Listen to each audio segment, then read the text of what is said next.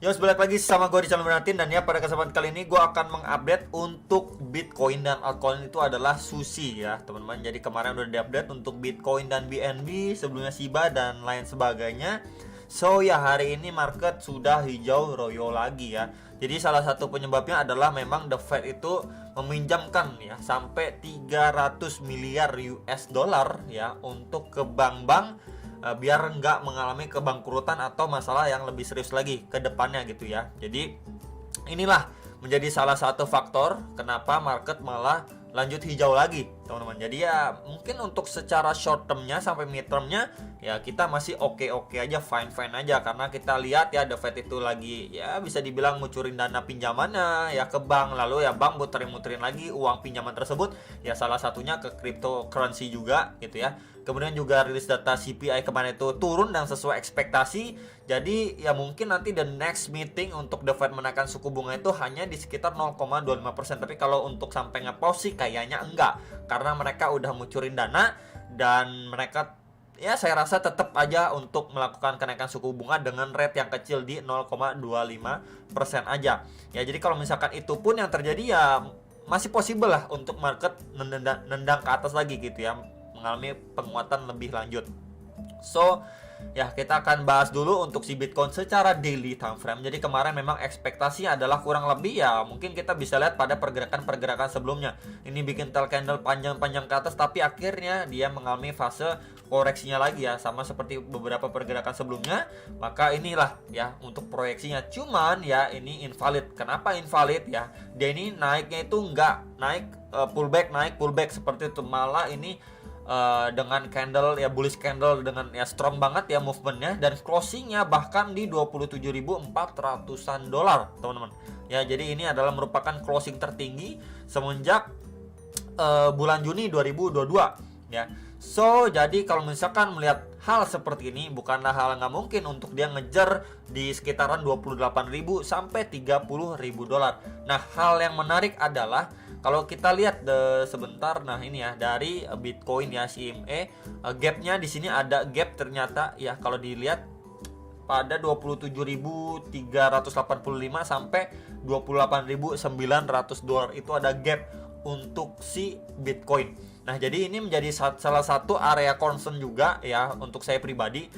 Apakah memang ketika semuanya ini udah bisa dibilang berputar arah dari yang tadinya pandangannya bearish menjadi ke bullish gitu ya, karena kabar berita yang akhir-akhir ini ya, kemudian juga movement dari si Bitcoin dan lain sebagainya.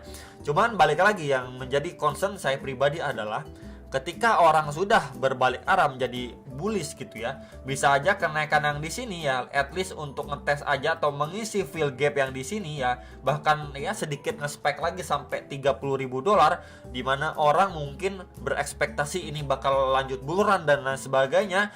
Banyak orang nggak siap and then akhirnya boom ya, koreksi atau ya bisa dibilang dump terjadi teman-teman ya. Jadi ini mungkin concern yang posisi saat ini saya pribadi pantau. Ini adalah area pertama dan next area di sini ya, di sini.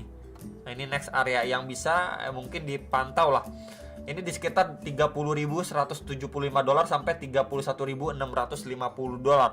Jadi ya bisa diperhatikan untuk dua area ini, di mana yang pertama itu adalah adanya gap ya, kemudian juga sebelumnya menjadi area tahanan atau support. Lalu area yang kedua ini adalah area supply. Ya secara daily time frame terakhir di hit ini pada pergerakan 31 Mei sampai 10 Juni 2022 ya. Jadi bisa sekali diperhatikan jika memang market ataupun khususnya Bitcoin ini nggak ada kasih pullback yang lumayan, kurang lebih seperti ini, pullback yang lumayan atau seperti ini ya, koreksi yang lumayan, dia malah cuma sideways naik, cenderung itu jauh lebih susah untuk ditradingkan. Maka jikalau itu yang terjadi adalah concernnya pantau dua area ini teman-teman ya, pantau dua area ini. Kalau dia akhirnya nggak mampu break retest dari area ini ya big possibility untuk si Bitcoin akhirnya memasuki fase koreksinya, ketika orang banyak udah ya bisa dikatakan FOMO gitu ya, udah makin rakus orang-orang, wah ini bakal to the moon, bakal lanjut buran, beli jangan sampai ketinggalan. Akhirnya pemain besar take profit, boom, orang-orang nggak siap dan lain sebagainya ya. Jadi itu menjadi salah satu pertimbangan juga Dan ya ini adalah gap terakhir yang tercipta dan ini belum terisi ya di sekitar 20.300-an sampai 21.200-an dolar gitu. Jadi ya bisa sekali di prepare untuk mungkin si Bitcoin masih berusaha nanjak naik lagi, dan harus selalu waspada ya jikalau memang nanti akhirnya dia terdekline dan ya mungkin tiba-tiba kena dump dan lain sebagainya. Ini adalah skenario lain yang bisa dipertimbangkan gitu ya. Jadi ketika sudah mulai banyak orang yang FOMO dan lain sebagainya, tentu kita selalu harus berhati-hati dan punya plan B, teman-teman ya. Jadi itu sekilas kalau pandangan saya untuk mengenai penguatan si Bitcoin. Dan ya kita coba lihat secara time frame hourly, ini khusus 1 jam.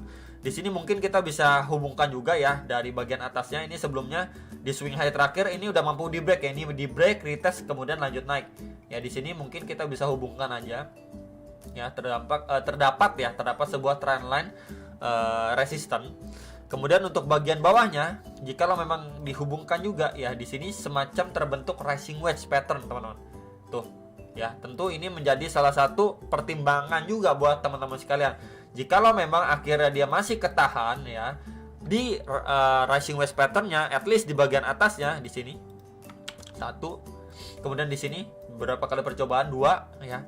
Dan sampai nanti dia perlahan dia masih bermain di sini dan akhirnya cuman bisa dibilang false break ya. Di sini akhirnya dia terbreakdown, retest, dan baru mungkin bisa dimanfaatkan lah ya teman-teman untuk mengejar beberapa area target, next target dari si pergerakan si Bitcoinnya. Jadi palingan ini dulu yang perlu dipantau dan diperhatikan kalau kita lihat secara time frame hourly khususnya di Bitcoinnya ya. Nah mungkin possibility kalau itu yang terjadi, break and retest, target pertama terdekat di sekitaran 26.100-an dolar, kemudian next lagi di sekitar 25.200 dolar yang sebelumnya menjadi area resist kuat dan di flip menjadi resisten gitu ya. Ini bisa dipantau untuk beberapa next area target ketika memang dia sudah terbreakdown ya. Jadi ini adalah target-target terdekat dulu aja, dimana memang di box merah ini sebelumnya di sekitaran 25.000 dolar itu menjadi benteng yang sangat kuat. Dan ya jikalau memang akhirnya dia koreksi dulu gitu ya, mungkin kita lihat Bitcoin gak langsung nendang ke arah 29, 30.000, 31.000, dia malah masuk fase koreksi dulu gitu.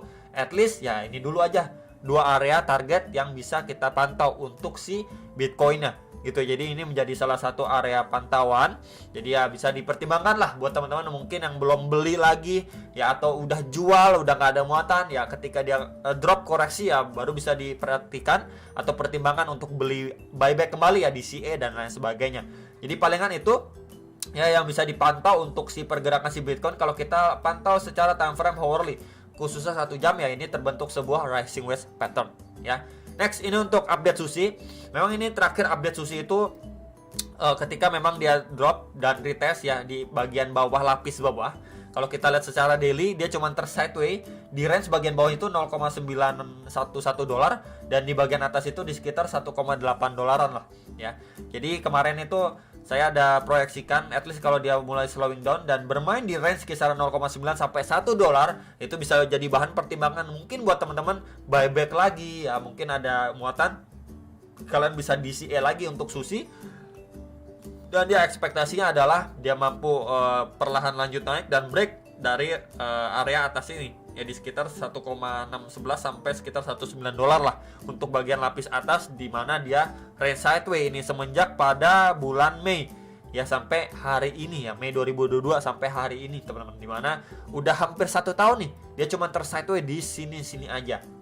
So kalau kita lihat dari pergerakan daily-nya, dia terakhir kali ini udah ngetes ya dari area bagian bawahnya di area 0,9 sampai 1 dolar, kemudian mendapatkan reaksi pemantulan. At least kalau secara daily yang perlu dipantau adalah, sebentar ya, ini secara daily yang perlu dipantau. Pertama, area ini harus mampu di break dulu. Ya ini sini. Ini di sekitar 1,33 sampai 1,361 dolar. Ya, di sini harus mampu di break. Kemudian next target di EMA 200 nih, garis warna biru. Itu harus mampu di break juga. Itu syarat untuk si Sushi pertama. Sebentar teman-teman. Sushi ya ini. At least seperti ini yang perlu kita lihat ya, dia mampu reclaim untuk lanjut naik. Nah, lanjut naik pun kita lihat ya, masih banyak obstacle yang harus dilalui lah sama si Sushi. Ini coba akan saya tandain adjust aja ya ke bagian paling atasnya. Nah, kalau untuk area pertama terus EMA 200 saya udah mampu di break, next lagi di sekitar berapa? di sini, teman-teman. Ini adalah highest terakhirnya dia juga, di mana tekanan seller datang signifikan dari kisaran 1,481 sampai sekitar 1,510 dolar. Itu dulu, teman-teman. Beberapa area target kalau kita lihat secara daily. Baru nextnya lagi, sekalian aja saya tandain di sini. Waktu dia bikin tail candle ke atas di sekitar 1,575 sampai sekitar 1,628 dolar. Ya, jadi palingan ini yang nanyain untuk syarat Susi bisa lanjut naik lagi, bahkan ngetes ke bagian atasnya. Tapi kalau misalkan dia pullback dulu, koreksi dulu gitu ya, kita coba pantau ke time frame yang lebih kecil. Ya, seperti time frame 4 jamnya gitu ya. Nah, di sini kalau secara time frame 4 jam memang dia lagi retest terhadap area highest terakhirnya dia nih di sini tuh ya, dia lagi retest. Jadi kalau misalkan dia udah mampu break retest mungkin bisa dimanfaatkan, tapi kalau misalkan dia koreksi terlebih dulu juga bisa dipertimbangkan. Yang pertama adalah area ini ya, ini adalah area tahanan sebelum dia lanjut naik lagi, yang pertama. Lalu yang kedua ini bagian bawahnya nih tuh ya, ini yang bagian bawah itu di sekitar 1,1 sampai 1,127 dolar.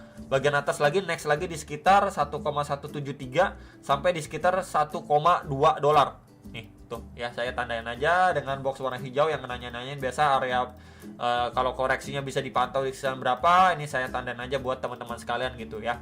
Jadi palingan ini untuk pantauan si Susi dan juga si Bitcoin. Semoga bisa terbantu teman-teman, dan menurut teman-teman bagaimana bisa ditulis di kolom komentar di bawah video ini. Sampai jumpa untuk next video. Salam profit.